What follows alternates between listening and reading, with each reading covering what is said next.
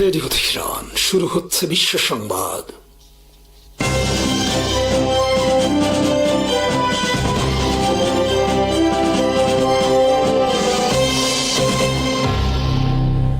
শুরুতেই সংবাদ শিরোনাম। আসসালামু আলাইকুম। দক্ষিণ লেবাননের বিভিন্ন এলাকায় ইসরায়েলি বিমান হামলা ও গোলাবর্ষণে অন্তত 14 জন নিহত এবং 31 জন আহত। কুয়েতে অবস্থিত একটি মার্কিন সামরিক ঘাঁটির ড্রোন হ্যাঙ্গার সম্পূর্ণরূপে ধ্বংস। ইসরায়েলের একটি এইতান ড্রোন ভূপাতিত। এক পেশে যুদ্ধবিরতি মানবে না ইসরায়েল, হরমুজে আবারও ইরানি ড্রোন ভূপাতিত। দক্ষিণ লেবাননের বিভিন্ন এলাকায় ইসরায়েলি বিমান হামলা ও গোলাবর্ষণে অন্তত 14 জন নিহত এবং 31 জন আহত হয়েছেন বলে জানিয়েছে লেবাননের স্বাস্থ্য মন্ত্রণালয়। আহতদের মধ্যে লেবাননের সেনাবাহিনীর 2 কর্মকর্তা রয়েছেন। হামলাগুলো দেশটির দক্ষিণ অঞ্চলে নতুন করে উত্তেজনা সৃষ্টি করেছে এবং আঞ্চলিক স্থিতিশীলতা নিয়ে উদ্বেগ বাড়িয়েছে।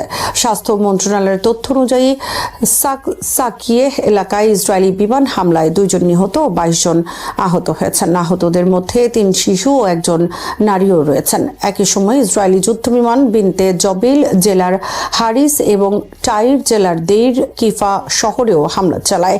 দেইর কিফায় অন্তত 1 জন নিহত হওয়ার খবর পাওয়া গেছে। এদিকে নাবাতিয়ে অঞ্চলের জিবশিত ও আব্বা শহরে ইসরায়েলি গোলন্দাজ বাহিনীর ব্যাপক গোলাবর্ষণের খবর জানিয়েছে স্থানীয় সূত্র। আল মায়াদিনের উদ্ধৃত মাঠ পর্যায়ের প্রতিবেদনে বলা হয়েছে, এসব হামলার ফলে বেসামরিক জনগণের মধ্যে আতঙ্ক ছড়িয়ে পড়েছে এবং বিভিন্ন এলাকায় ক্ষয়ক্ষতির আশঙ্কা দেখা দিয়েছে। লেবানন ইসরায়েল সীমান্তে দীর্ঘদিন ধরে চলমান উত্তেজনার মধ্যে এই হামলাগুলো নতুন মাত্রা যোগ করেছে। বিশ্লেষকদের মতে সীমান্তবর্তী এলাকায় সামরিক অভিযান বৃদ্ধি পেলে সংঘাত আরও বিস্তৃত হওয়ার ঝুঁকি রয়েছে। অন্যদিকে ইরানের পার্লামেন্ট স্পিকার মোহাম্মদ বাকের গালিবাফ সতর্ক করে বলেন, লেবাননে ইসরায়েলের অব্যাহত হামলা তেহরান ও ওয়াশিংটনের মধ্যে পাকিস্তানের মধ্যস্থতায় চলমান শান্তি আলোচনা ব্যাহত করতে পারে। তার মতে আঞ্চলিক নিরাপত্তা পরিস্থিতির অবনতি হলে কূটনৈতিক প্রচেষ্টাও ক্ষতিগ্রস্ত হওয়ার আশঙ্কা রয়েছে। ফলে লেবাননের সাম্প্রতিক হামলাগুলো শুধু সীমান্ত সংঘাতের বিষয় নয়, বরং বৃহত্তর মধ্যপ্রাচ্যের ভূরাজনীতিতে গুরুত্বপূর্ণ প্রভাব ফেলতে পারে। নতুন স্যাটেলাইট চিত্রে দেখা গেছে শনিবার সকালে ইরানের হামলায় কুয়েতে অবস্থিত একটি মার্কিন সামরিক ঘাঁটির ড্রোন হ্যাঙ্গার সম্পূর্ণরূপে ধ্বংস হয়ে গেছে। সর্বশেষ স্যাটেলাইট ইমেজ বিশ্লেষণে নিশ্চিত হওয়া গেছে যে কুয়েতের আলী আল সালেম বিমান ঘাঁটিতে থাকা ড্রোন সংরক্ষণ ও পরিচালনার জন্য ব্যবহৃত বড় হ্যাঙ্গারটি হামলার পর আর কার্যকর অবস্থায় নেই। ছবিতে হ্যাঙ্গারের স্থানে ব্যাপক ধ্বংসস্তূপ এবং পোড়া কাঠামোর চিহ্ন দেখা যায়, যা সরাসরি ক্ষেপণাস্ত্র বা ড্রোন হামলার ফলে সৃষ্ট ক্ষতির ইঙ্গিত দেয়। ইরানের পক্ষ থেকে এই হামলা চালানো হয় যুক্তরাষ্ট্রের দক্ষিণ ইরানে সামরিক অভিযান এবং যুদ্ধবিরতি লঙ্ঘনের অভিযোগের পর। তেহরান দাবি করেছে, মার্কিন বাহিনীর আগ্রাসী পদক্ষেপের জবাব হিসেবেই উপসাগরীয় অঞ্চলে অবস্থিত মার্কিন ঘাঁটিগুলোকে লক্ষ্যবস্তু করা হয়েছে। হামলার পর মার্কিন সূত্রগুলো স্বীকার করেছে যে তাদের সামরিক ড্রোন অবকাঠামো ক্ষতিগ্রস্ত হয়েছে, যদিও ক্ষয়ক্ষতির পূর্ণাঙ্গ বিবরণ এখনও প্রকাশ করা হয়নি। বিশ্লেষকদের মতে আলী আল সালেম ঘাঁটি যুক্তরাষ্ট্রের আঞ্চলিক সামরিক কর্মকাণ্ডে গুরুত্বপূর্ণ ভূমিকা পালন করে এবং এখান থেকে নজরদারি ও গোয়েন্দা কার্যক্রম পরিচালনার জন্য বিভিন্ন ধরনের ড্রোন মোতায়েন করা হয়। ফলে ড্রোন হ্যাঙ্গারের ধ্বংস যুক্তরাষ্ট্রের সামরিক সক্ষমতার উপর তাৎপর্যপূর্ণ প্রভাব ফেলতে পারে। একই সঙ্গে এটি ইঙ্গিত করছে যে ইরান এখন কেবল প্রতিরক্ষামূলক অবস্থানে নয়, বরং আঞ্চলিক সংঘাতে মার্কিন সামরিক সম্পদকে সরাসরি লক্ষ্যবস্তু করার সক্ষমতাও প্রদর্শন করছে।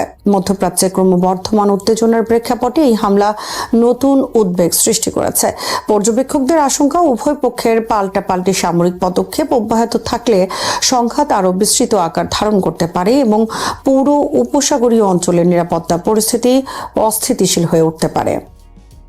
লেবাননের সশস্ত্র গোষ্ঠী হিজবুল্লাহ দাবি করেছে যে তারা ইসরায়েলের একটি এইতান ড্রোন ভূপাতিত করেছে। সংগঠনটির মতে দক্ষিণ লেবাননের আকাশ সীমায় পরিচালিত একটি অভিযানের সময় ড্রোনটিকে লক্ষ্য করে ক্ষেপণাস্ত্র নিক্ষেপ করা হয় এবং সেটি ধ্বংস করা সম্ভব হয়। তবে এ ধরনের দাবির ক্ষেত্রে স্বাধীনভাবে তথ্য যাচাই করা সবসময় সম্ভব হয় না এবং ইসরায়েলি কর্তৃপক্ষের পক্ষ থেকে আনুষ্ঠানিক প্রতিক্রিয়া বা নিশ্চিতকরণ পরিস্থিতি অনুযায়ী ভিন্ন হতে পারে। এইতান ড্রোন যা ইসরায়েলের হেরন টিপি নামেও পরিচিত দেশটির অন্যতম উন্নত মানের মানববিহীন আকাশযান। দীর্ঘ সময় আকাশে অবস্থান, দূরপাল্লার নজরদারি এবং গোয়েন্দা তথ্য সংগ্রহের সক্ষমতার কারণে এটি ইসরায়েলি সামরিক বাহিনীর জন্য অত্যন্ত গুরুত্বপূর্ণ একটি প্ল্যাটফর্ম হিসেবে বিবেচিত হয়। এমন একটি ড্রোন ভূপাতিত হওয়ার দাবি সত্য হলে তা শুধু সামরিক নয়, প্রতীকী দিক থেকেও গুরুত্বপূর্ণ বলে মনে করা হচ্ছে। বিশ্লেষকদের মতে হিজবুল্লাহ যদি সত্যি একটি এইতান ড্রোন ধ্বংস করে থাকে তাহলে এটি তাদের বিমান প্রতিরক্ষা সক্ষমতার একটি উল্লেখযোগ্য প্রদর্শন হবে। সাম্প্রতিক বছরগুলোতে হিজবুল্লাহ বিভিন্ন ধরনের আকাশ প্রতিরক্ষা ব্যবস্থা সংগ্রহ ও উন্নয়নের চেষ্টা করছে বলে ধারণা করা হয়। ফলে উন্নত প্রযুক্তির একটি ড্রোন লক্ষ্যবস্তুতে পরিণত হওয়া সীমান্তবর্তী সংঘাতের নতুন মাত্রা নির্দেশ করতে পারে। অন্যদিকে ইসরায়েল দীর্ঘদিন ধরে লেবানন সীমান্ত এবং আঞ্চলিক নিরাপত্তা পরিস্থিতি পর্যবেক্ষণে ড্রোন ব্যবহার করে আসছে। এ ধরনের ঘটনা উভয় পক্ষের মধ্যে উত্তেজনা আরও বাড়িয়ে দিতে পারে এবং সীমান্ত এলাকায় নতুন সামরিক প্রতিক্রিয়ার আশঙ্কা তৈরি করতে পারে। মধ্যপ্রাচ্যে চলমান অস্থিরতার প্রেক্ষাপটে ড্রোন ভূপাতিত হওয়ার এই দাবি আঞ্চলিক নিরাপত্তা পরিস্থিতিকে আরও জটিল করে তুলতে পারে বলে পর্যবেক্ষকরা মনে করছেন।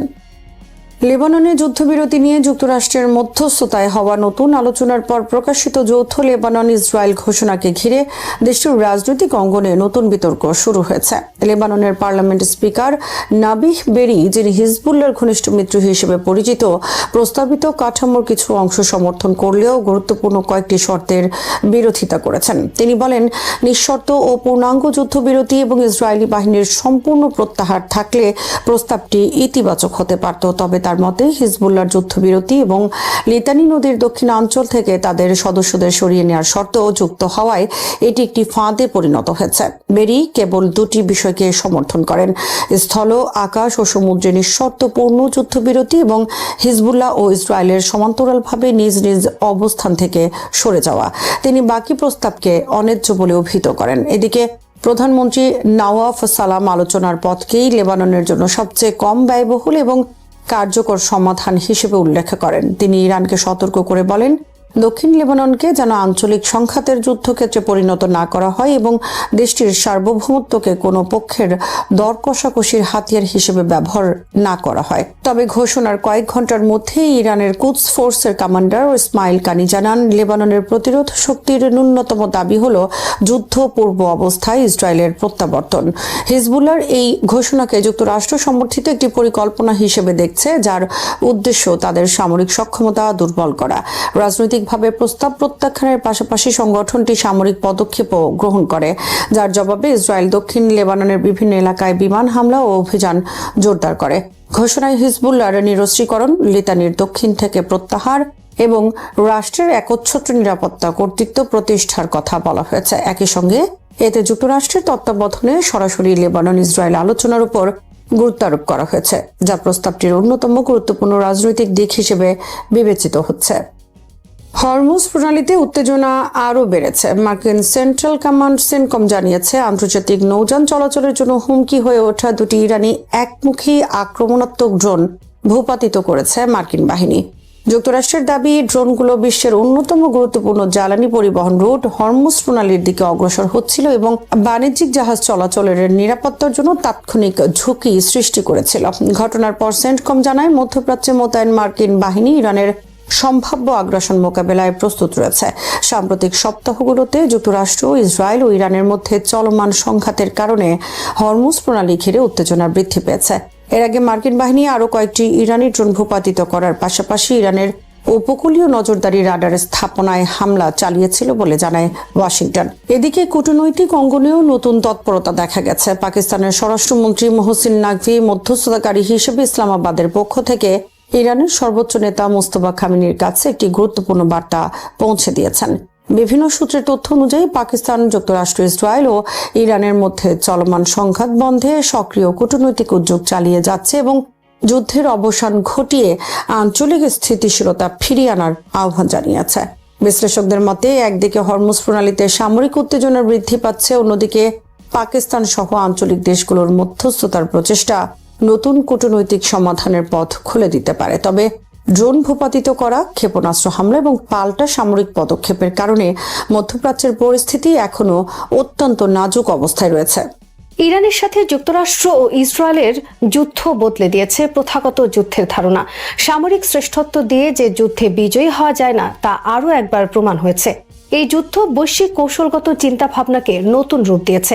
একটি আঞ্চলিক সংঘাত কিভাবে দ্রুত এমন এক যুদ্ধের রূপ নেয় যা বিশ্বজুড়ে ভয়াবহ দুর্ভোগ ডেকে আনে। এর ফলে বিশ্বের সবচেয়ে ক্ষমতাধর দেশের মিত্ররা পর্যন্ত তাকে পরিত্যাগ করে। আর এটি সম্ভব হয়েছে কৌশলগত অবস্থানের সঠিক ব্যবহারের মাধ্যমে। ইরান যুদ্ধের খেসারত এখন সারা বিশ্বকেই দিতে হচ্ছে। অথচ যুদ্ধ যখন শুরু হয় তখন অনেকে মনে করেছিলেন যুক্তরাষ্ট্র ও ইসরায়েলের যৌথ আক্রমণ প্রতিরোধ করা ইরানের পক্ষে সম্ভব হবে না। এই যুদ্ধ একটি পরম সত্য সামনে এনেছে। কোনো দেশের আকার বা তার অস্ত্রাগারে থাকা আধুনিক সমরাস্ত্র, প্রযুক্তিগত দক্ষতা যাই থাকুক না কেন, জনগণের দৃঢ় সংকল্পের কাছে তা অনেক কম গুরুত্বপূর্ণ। একটি দেশকে সেসব মানদণ্ডে ক্ষমতাশালী ভাবা হয় তা এই সংকল্পের কাছে তুচ্ছ। জিডিপি, সেনাবাহিনীর আকার বা বিলিয়ন ডলারের অস্ত্রশস্ত্র কোনো কাজেই আসবে না যদি কোনো দেশের মানুষের দৃঢ় সংকল্প, সৃজনশীলতা এবং প্রজ্ঞা থাকে। ইরান যুদ্ধের কারণে বিশ্ববাজারে পণ্যের দাম 30 থেকে 40% বৃদ্ধি পেয়েছে। জ্বালানি সংকট সাপ্লাই চেইনে আঘাত এনেছে।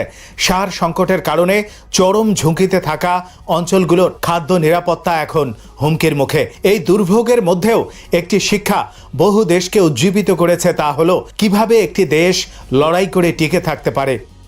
এই যুদ্ধের অন্যতম শিক্ষা হলো উচ্চমানের প্রযুক্তি মানেই অপরাজেয় হওয়া নয়। মার্কিন বিমানবাহী রণতরীগুলো এতদিন ছিল বৈশ্বিক শক্তি প্রদর্শনের প্রতীক। এই যুদ্ধের রণতরীগুলোকে যুদ্ধক্ষেত্রের পেছনে রাখা হয়েছিল।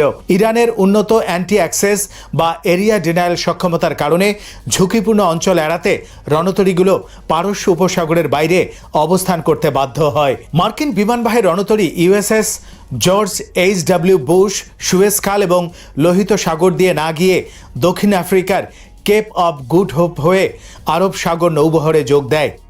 রণতরীকে যুদ্ধক্ষেত্রের বাইরে রাখতে বাধ্য হওয়া যুক্তরাষ্ট্রের যুদ্ধনীতির একটি পিছু হটা হিসেবে দেখা যেতে পারে। বৃহৎ জাহাজের মাধ্যমে সমুদ্র নিয়ন্ত্রণের বিষয়ে মার্কিন অ্যাডমিরাল আলফ্রেড মাহানের তত্ত্বকে বড় ধাক্কা দিয়েছে। তিনি বড় যুদ্ধ জাহাজ দিয়ে সমুদ্রপথ নিয়ন্ত্রণের ধারণা দিয়েছিলেন। অন্যদিকে ব্রিটিশ নৌ কৌশলবিদ স্যার জুলিয়ান করবেটের সমুদ্র প্রতিরোধের ধারণা চ্যালেঞ্জ করেছে ইরানি কৌশল। ইরান তার যুদ্ধ কৌশলের মাধ্যমে বর্তমান সামুদ্রিক যুদ্ধকে নতুন রূপ দিয়েছে। ইরান বনাম মার্কিন যুক্তরাষ্ট্র ইসরায়েলের এই যুদ্ধে ব্যয় ছিল দুই দেশের মধ্যে আকাশ পাতাল পার্থক্য। ইরানের বিকেন্দ্রীকৃত কমান্ড কাঠামো এক নতুন কৌশল হিসেবে আবির্ভূত হয়। ইরান মাত্র 20 থেকে 50 হাজার মার্কিন ডলার মূল্যের হাজার হাজার সস্তা শাহেদ কামিকাজে ড্রোনের মাধ্যমে পশ্চিমা উন্নত আকাশ প্রতিরক্ষা ব্যবস্থাকে পরাস্ত করতে সক্ষম হয়। এর বিপরীতে মার্কিন যুক্তরাষ্ট্র এবং ইসরায়েলকে এই ড্রোনগুলো ধ্বংস করতে প্রতিদিন বিলিয়ন বিলিয়ন ডলারের ইন্টারসেপ্টর ক্ষেপণাস্ত্র খরচ করতে হয়েছে, যেখানে প্রতিটি প্যাট্রিয়ট মিসাইলের খরচ প্রায় 4 মিলিয়ন মার্কিন ডলার। এছাড়া অ্যারো 3 সিস্টেমের খরচ ছিল আরও বেশি। এটি প্রমাণ করে যে সংখ্যাধিক্য ও অধ্যাবসায়ের সামনে সবচেয়ে পরিশীলিত প্রতিরক্ষা ব্যবস্থাও ব্যর্থ বা অকার্যকর হয়ে পড়তে পারে। ইরানের মোজাইক ডিফেন্স কৌশলের কারণে তাদের প্রতিরোধ সক্ষমতা যেন আরও সুদৃঢ় হয়েছিল। সমগ্র দেশকে 32টি স্বাধীন প্রাদেশিক কমান্ডে পুনর্গঠিত হওয়ার মাধ্যমে ইরান নিশ্চিত করেছিল যেন শীর্ষ নেতাদের অনুপস্থিতিতে সামরিক ব্যবস্থা পঙ্গু হয়ে না পড়ে। এই বিকেন্দ্রীভূত প্রতিরক্ষা বাহিনীর কমান্ডগুলো স্বাধীনভাবে কাজ করে মার্কিন ও ইসরায়েলি পরিকল্পনাকারীদের উপর চাপ সৃষ্টি করে। শুধু তাই নয়, তাদের সাফল্য সবাইকে স্তম্ভিত করে দিয়েছে। শীর্ষ নেতাদের গুপ্ত হত্যা ইরানকে ভেঙে ফেলার পরিবর্তে তাদের জাতীয় সংহতি আরও বাড়িয়ে দিয়েছে। ইরান প্রমাণ করেছে আদর্শিক সংকল্পের সাথে স্বাধীন কমান্ড কাঠামো যুক্ত হলে উন্নত প্রযুক্তির বিরুদ্ধেও কার্যকরভাবে লড়াই করা সম্ভব। এটি অভিজ্ঞ সামরিক ও বেসামরিক নেতৃত্বকে হটিয়ে দেওয়ার মারাত্মক পরিণতির দিকটিও তুলে ধরেছে। যাদের স্থলাভিষিক্ত হয়েছে তুলনামূলকভাবে তরুণ প্রজন্ম, যারা প্রচলিত নেতৃত্বের বৈশিষ্ট্যগুলোকে পাশ কাটিয়ে আরও কট্টরপন্থী মনোভাব বেছে নিতে পারে। ইরান যুদ্ধে ভূগোল আবারও তার নিজস্ব কৌশলগত শক্তি প্রমাণ করেছে। মার্কিন যুক্তরাষ্ট্র ও ইসরায়েলের সমুদ্রপথ নিয়ন্ত্রণের নানাবিধ প্রচেষ্টা সত্ত্বেও পারস্য উপসাগরের হরমুজ প্রণালী সফলভাবে নিয়ন্ত্রণ করেছে ইরান। ইরানের মাইন, উপকূলীয় ব্যাটারি, দ্রুতগামী আক্রমণকারী বোট এবং ড্রোন ঝাঁকের হুমকি বিশ্বের অন্যতম গুরুত্বপূর্ণ এই চেক পয়েন্টটিকে মার্কিন যুক্তরাষ্ট্র ও তার সহযোগীদের জন্য একটি নিষিদ্ধ অঞ্চলে পরিণত করেছে। কৃত্রিম বুদ্ধিমত্তা এবং সাইবার যুদ্ধের মাধ্যমে বর্তমান যুদ্ধ ব্যবস্থা এক নতুন মাত্রা লাভ করেছে। মার্কিন যুক্তরাষ্ট্র যেখানে মানুষের অবস্থান দ্রুত শনাক্ত ও লক্ষ্যবস্তু করার জন্য এআই ভিত্তিক পদ্ধতি ব্যবহার করছে, সেখানে ইরান ব্যবহার করছে ঝাঁকে ঝাঁকে ড্রোন। এই হামলার সাথে কৃত্রিম বুদ্ধিমত্তার সমন্বয় করা হচ্ছে। পারস্য উপসাগরীয় রাষ্ট্রগুলোতে মার্কিন অবকাঠামো নিষ্ক্রিয় করতে ইরান সাইবার হামলা চালাতে এআই ব্যবহার করেছে। ইরানের ড্রোন প্রযুক্তি এবং সাইবার হামলার সক্ষমতা সম্পর্কে যুক্তরাষ্ট্র ও ইসরায়েল ততটা আমলে নেয়নি। এর সাফল্য আসার পর তারা অনেকটা হতভম্ব হয়ে পড়ে। দ্রুততম সময়ের মধ্যে মধ্যপ্রাচ্য জুড়ে যুক্তরাষ্ট্রের রাডার ব্যবস্থা ও কমান্ড সেন্টারগুলো ইরান ধ্বংস করতে পারবে কিনা তা ছিল এক অকল্পনীয় ব্যাপার। এর সাথে অরাষ্ট্রীয় পক্ষগুলো ইরানকে এক অসাধারণ কৌশলগত সুবিধা এনে দিয়েছে। ইরান তার প্রতিপক্ষকে ব্যস্ত ও বিভ্রান্ত রাখতে ইয়েমেনের হুথি এবং লেবাননের হিজবুল্লার মতো সেকেন্ডারি ফ্রন্ট বা সহযোগী বাহিনীকে ব্যবহার করেছে। এই জোটগুলো ইরানকে তার নিয়মিত সেনাবাহিনী মোতায়েন না করেই এক বিশাল অঞ্চলে প্রভাব বিস্তারের জন্য প্রয়োজনীয় কৌশলগত গভীরতা প্রদান করেছে। একথা অস্বীকার করার উপায় নেই, উপসাগরীয় অঞ্চলের রাষ্ট্রগুলো অত্যন্ত বিচক্ষণতার সাথে তাদের দেশে থাকা মার্কিন অবকাঠামো এবং অর্থনৈতিক স্বার্থের উপর ইরানি হামলাগুলোকে প্রতিহত ও প্রশমিত করেছে। তারা ঝুঁকি নিয়ে হলেও ইরানের সাথে যোগাযোগ রক্ষা করে চলেছে, যা উপসাগরীয় নেতৃত্বের পরিপক্কতা এবং মার্কিন ও ইসরায়েলের গোপন এজেন্ডা সম্পর্কে তাদের সচেতনতাকে প্রকাশ করে। কূটনৈতিক ফ্রন্টেও মার্কিন যুক্তরাষ্ট্র এবং ইসরায়েল তাদের ঐতিহ্যগত মিত্রদের কাছ থেকে তেমন সমর্থন আদায়ে ব্যর্থ হয়েছে। ইরান খোদ মার্কিন যুক্তরাষ্ট্রের পেছনের উঠোনেও সহানুভূতিশীল সমর্থন জোগাড় করতে সক্ষম হয়েছে। ইরান সফলভাবে পরাশক্তিদের সেই ধারণাগুলোকে নস্যাৎ করে দিয়েছে, যার ভিত্তি ছিল শাসন ব্যবস্থা পরিবর্তন বা রেজিম চেঞ্জ। যুক্তরাষ্ট্র ও ইসরায়েলের আশা ছিল অভ্যন্তরীণ অভ্যুত্থান এবং ইরানি সামরিক কমান্ড ব্যবস্থার পতন ঘটানো হবে, কিন্তু এই কৌশল শুধু ব্যর্থ হয়নি। এই যুদ্ধ দেখিয়েছে একটি উচ্চাভিলাষী মাঝারি আকারের রাষ্ট্র যদি অসম সক্ষমতা, বিকেন্দ্রীভূত নিয়ন্ত্রণ, কৌশলগত ভৌগোলিক অবস্থান, আদর্শিক ঐক্য এবং চতুর প্রক্সি বাহিনীতে সজ্জিত থাকে, তবে তা পরাশক্তির মুখোমুখি হতে পারে। এই শক্তি দিয়ে বিদ্যমান বিশ্ব ব্যবস্থাকে প্রভাবিত করতে পারে। প্রযুক্তি গুরুত্বপূর্ণ, তবে তা তখনই কার্যকর হয় যখন মানুষের সৃজনশীলতার আকাঙ্ক্ষার সাথে এর মিলন ঘটে। আকার এবং সম্পদ কেবল বিকল্প হিসেবে কাজ করে, কিন্তু সংকল্প এবং বুদ্ধিমত্তা যুদ্ধ জয় করে। যুদ্ধের ধুলোবালি ধীরে ধীরে থিতিয়ে আসছে। বিশ্বের সরবরাহ ব্যবস্থা স্বাভাবিক হয়ে আসবে, কিন্তু বিভিন্ন দেশের নীতি নির্ধারকরা এই যুদ্ধে উপযুক্ত শিক্ষা নেওয়ার কথা ভাবছেন। এই যুদ্ধকে আরও গভীরভাবে বিশ্লেষণ করবেন, কিভাবে পরাশক্তির মোকাবেলায় লড়াই করে একটি দেশ টিকে থাকতে পারে। তুর্কির পররাষ্ট্রমন্ত্রী হাকান ফিদান বলেন, পাকিস্তানের সাথে সুসম্পর্ক থাকা কোনো দেশের ব্যাপারে ভারত যদি ক্ষুব্ধ হয় তাতে করার কিছুই নেই। যুদ্ধ হোক বা শান্তি হোক, আমরা পাকিস্তানকে কোনো অবস্থাতেই ছাড়ব না। তুরস্কের পররাষ্ট্রমন্ত্রীর সাম্প্রতিক এমন মন্তব্য দক্ষিণ এশিয়ার কূটনৈতিক অঙ্গনে নতুন করে আলোচনার জন্ম দিয়েছে। পাকিস্তানের সঙ্গে তুরস্কের সম্পর্ক নিয়ে ভারতের অসন্তোষের প্রসঙ্গে তিনি আরো বলেন, পাকিস্তানের সঙ্গে সুসম্পর্ক থাকার কারণে যদি ভারত কোনো দেশের উপর ক্ষুব্ধ হয়, তাহলে বিশ্বের আরো অনেক দেশের প্রতি তাদের একই ধরনের অবস্থান নিতে হবে। তার এই বক্তব্যকে কেবল একটি কূটনৈতিক মন্তব্য হিসেবে নয়, বরং আঙ্কারার দীর্ঘমেয়াদী কৌশলগত অবস্থানের পুনর্ব্যক্তি হিসেবে দেখা হচ্ছে।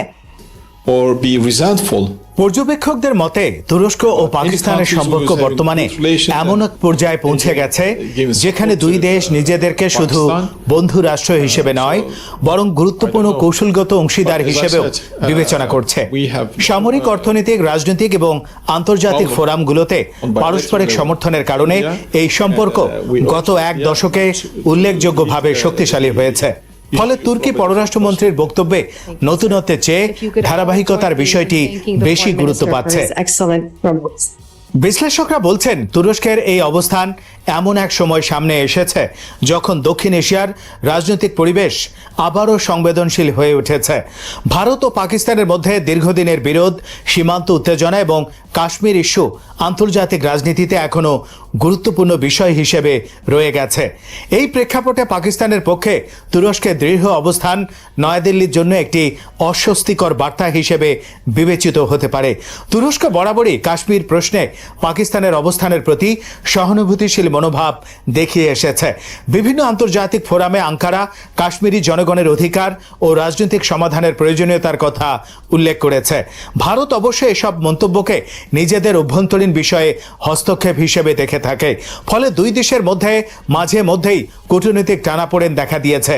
তবে অর্থনৈতিক ও বাণিজ্যিক সম্পর্কের কারণে সেই উত্তেজনা কখনোই পূর্ণাঙ্গ দ্বন্দ্বে রূপ নেয়নি। রাজনৈতিক বিশ্লেষকদের মতে তুরস্কের সাম্প্রতিক বার্তার মূল লক্ষ্য ছিল পাকিস্তানকে আশ্বস্ত করা এবং একই সঙ্গে আন্তর্জাতিক মহলে নিজেদের অবস্থান পরিষ্কার করা। বিশেষ করে সাম্প্রতিক বছরগুলোতে মধ্যপ্রাচ্য, দক্ষিণ এশিয়া এবং মুসলিম বিশ্বের বিভিন্ন ইস্যুতে তুরস্ক নিজেকে সক্রিয় ও প্রভাবশালী কণ্ঠ হিসেবে প্রতিষ্ঠা করার চেষ্টা করছে। পাকিস্তানের প্রতি সমর্থন সেই বৃহত্তর নীতিরই অংশ। পাকিস্তানে তুরস্কের এই অবস্থানকে স্বাগত জানানো হয়েছে। দেশটির রাজনৈতিক ও কূটনৈতিক মহলে তুরস্ককে দীর্ঘদিনের বিশ্বস্ত বন্ধু হিসেবে দেখা হয়। দুই দেশের মধ্যে প্রতিরক্ষা সহযোগিতা উল্লেখযোগ্যভাবে বৃদ্ধি পেয়েছে। পাকিস্তানি নৌবাহিনীর জন্য আধুনিক যুদ্ধজাহাজ নির্মাণ, সামরিক প্রশিক্ষণ বিনিময় এবং প্রতিরক্ষা প্রযুক্তি সহযোগিতা এই সম্পর্ককে নতুন মাত্রা দিয়েছে। ফলে তুর্কি পররাষ্ট্রমন্ত্রীর বক্তব্য ইসলামাবাদের কাছে শুধু কূটনৈতিক সমর্থন নয়, বরং একটি কৌশলগত প্রতিশ্রুতির বার্তা হিসেবেও বিবেচিত হচ্ছে। আন্তর্জাতিক সম্পর্ক বিশ্লেষকরা মনে করেন তুরস্ক ও পাকিস্তানের সম্পর্কের পেছনে কেবল বর্তমান রাজনৈতিক বাস্তবতা নয়, বরং গভীর ঐতিহাসিক ভিত্তিও রয়েছে। উসমানীয় সাম্রাজ্যের শেষ সময়ে উপমহাদেশের মুসলমানদের খিলাফত আন্দোলন এবং তুরস্কের প্রতি সমর্থনের বিষয়টি দুই দেশের রাজনৈতিক ইতিহাসে এখনো গুরুত্বপূর্ণ স্থান দখল করে আছে। পাকিস্তান প্রতিষ্ঠার পর সেই ঐতিহাসিক স্মৃতিকে দুই দেশ পারস্পরিক সম্পর্কের ভিত্তি হিসেবে ব্যবহার করেছে। ফলে রাজনৈতিক সরকার পরিবর্তন হলেও দুই দেশের সম্পর্কের মৌলিক কাঠামো অপরিবর্তিত থেকেছে। ভারতের দৃষ্টিকোণ থেকে বিষয়টি অবশ্য ভিন্নভাবে দেখা হচ্ছে। নয়াদিল্লি দীর্ঘদিন ধরে অভিযোগ করে আসছে যে কিছু দেশ কাশ্মীর ইস্যুতে পাকিস্তানের অবস্থানকে সমর্থন করে ভারতের অভ্যন্তরীণ বিষয়ে মন্তব্য করছে। তুরস্কের অবস্থান সেই তালিকায় অন্যতম আলোচিত বিষয়। ভারতীয় কৌশলগত মহল অনেকেই মনে করেন আঙ্কারা দক্ষিণ এশিয়ার রাজনীতিতে নিজেদের প্রভাব বাড়ানোর জন্য পাকিস্তানের সঙ্গে ঘনিষ্ঠতা ব্যবহার করছে। তবে একই সময়ে ভারত ও তুরস্কের সম্পর্ক পুরোপুরি নেতিবাচক নয়। দুই দেশের মধ্যে বাণিজ্য, পর্যটন, শিক্ষা এবং বিনিয়োগ সহযোগিতা ক্রমশ বাড়ছে।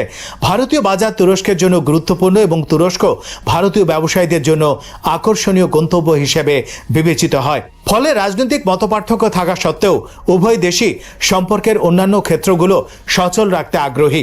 ভূ রাজনৈতিক দৃষ্টিকোণ থেকে দেখলে তুরস্কের এই অবস্থান বৃহত্তর একটি পরিবর্তিত আন্তর্জাতিক বাস্তবতার অংশ। বর্তমান বিশ্বে আঞ্চলিক শক্তিগুলো নিজেদের স্বতন্ত্র কূটনৈতিক অবস্থান গড়ে তুলতে চাইছে। তুরস্ক, ভারত, সৌদি আরব, ইরান এবং অন্যান্য আঞ্চলিক শক্তি নিজেদের স্বার্থকে অগ্রাধিকার দিয়ে নতুন নতুন অংশীদারিত্ব তৈরি করছে। এই প্রেক্ষাপটে পাকিস্তানের সঙ্গে তুরস্কের ঘনিষ্ঠতা একটি বৃহত্তর কৌশলগত পুনর্বিন্যাসের অংশ হিসেবে দেখা হচ্ছে। মধ্যপ্রাচ্যের রাজনীতিও এখানে গুরুত্বপূর্ণ ভূমিকা রাখছে। তুরস্ক সাম্প্রতিক বছরগুলোতে মুসলিম বিশ্বের বিভিন্ন ইস্যুতে সক্রিয় অবস্থান নিয়েছে। ফিলিস্তিন প্রশ্নে তুরস্কের কঠোর অবস্থান আন্তর্জাতিকভাবে ব্যাপক আলোচিত হয়েছে। একইভাবে কাশ্মীর ইস্যুতেও আঙ্কারা প্রকাশ্য অবস্থান নিয়েছে। বিশ্লেষকদের মতে মুসলিম বিশ্বের নেতৃত্বের প্রতিযোগিতায় তুরস্ক নিজেকে একটি প্রভাবশালী শক্তি হিসেবে প্রতিষ্ঠা করতে চায় এবং পাকিস্তানের সঙ্গে ঘনিষ্ঠ সম্পর্ক সেই লক্ষ্য অর্জনে সহায়ক।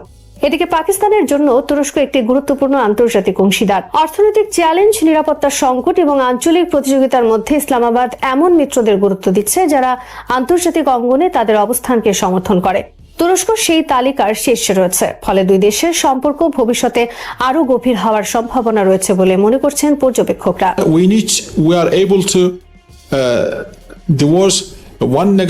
বিশেষজ্ঞরা মনে করেন তুর্কি পররাষ্ট্রমন্ত্রীর বক্তব্যের আরেকটি গুরুত্বপূর্ণ দিক হল এটি আন্তর্জাতিক রাজনীতিতে বার্তা প্রদানের কৌশলের অংশ।